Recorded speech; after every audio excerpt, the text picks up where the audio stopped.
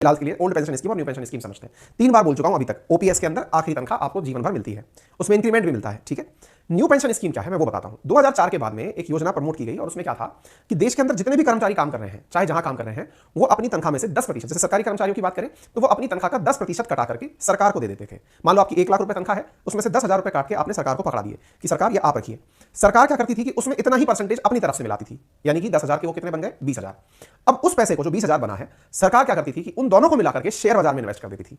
Share बाजार में invest कर देती थी और वहां से जो मुनाफा कमाती थी या मुनाफे से जो पैसा बनता था वो आपके रिटायरमेंट पर आपको पकड़ा दिया जाता था। एक प्रकार से यूं समझिए कि नई पेंशन स्कीम एक प्रकार का म्यूचुअल फंड था। जिस प्रकार से म्यूचुअल फंड के अंदर आप सिस्टमैटिक इन्वेस्टमेंट प्लान चूज करते हैं, एसआईपी चूज करते हैं और एसआईपी के माध्यम से आप अपने पैसे काट काट करके राज्य सरकार को देते रहते, मतलब म्यूचुअल फंड कंपनी को देते रहते हैं, वो आपका पैसा शेयर मार्केट में लगाते हैं। बिल्कुल एनपीएस में भी ऐसा ही था, बस फर्क इतना था कि आपने जितना पैसा दिया उतना ही सरकार भी अपनी तरफ से मिला करके इन्वेस्ट करती थी, ठीक है। तो अब आपके दिमाग में प्रश्न बनेगा, ओपीएस और एनपीएस में अंतर क्या है।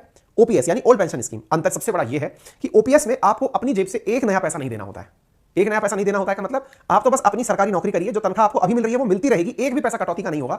और जब रिटायरमेंट हो जाएगा तो आपको आपकी कुल कमाई का, जो आपकी आखिरी तनख्वाह है उसका आधा आपको हर महीने पेंशन में मिलने लग जाएगा। तो ये तो बहुत जबरदस्त स्कीम है। एनपीएस में क्या है, आपको हर महीने आपकी 10% तनख्वाह कटानी है और रिटायरमेंट के बाद में आपकी जो कटी हुई तनख्वाह है उसी तनख्वाह से बना हुआ जो पैसा है वो आपको मासिक किस्तों के रूप में मिल जाएगा।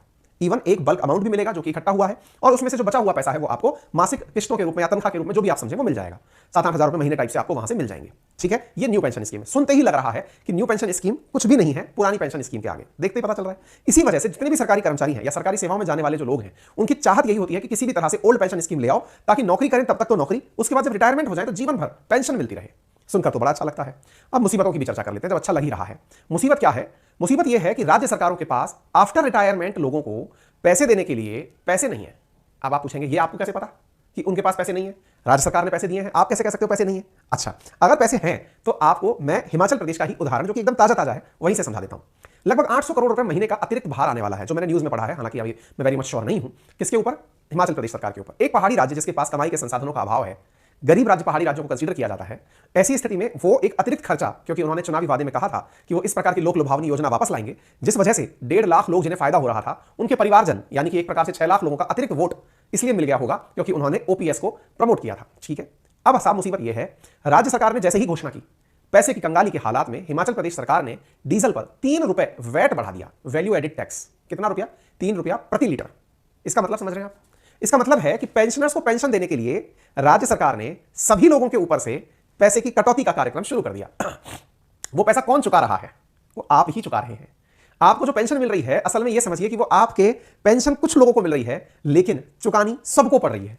अर्थात जितने भी देश के नागरिक या उस राज्य के नागरिक हैं, अब जितनी बार भी वो डीजल खरीदेंगे, वो जो 3 रुपया अतिरिक्त देंगे ना वैल्यू एडिड टैक्स के नाम पर, वो पैसा पेंशन के लिए पे किया जा रहा है। बस नाम नहीं बताते हैं कभी भी वैल्यू एडिड टैक्स में ये किस जगह जाएगा, केवल सरचार्ज जो होते हैं उसी में बताया जाता है। तो अब सोचकर देखिए कि जब राज्यों के पास पैसा नहीं है तो वो तरीके जो अपनाते हैं वो टैक्सेशन के हैं।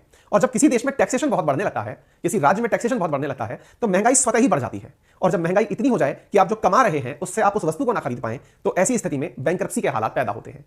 आपको ज्ञात हो, आरबीआई ने अपनी रिपोर्ट में जिस बात का जिक्र किया है वो बात यह है कि भाई एफआरबीएम एक्ट के माध्यम से हर राज्य से कहा हुआ है कि आपके जो खर्चे हैं वो आपकी कुल आय के अधिकतम 20% ज्यादा हो सकते हैं।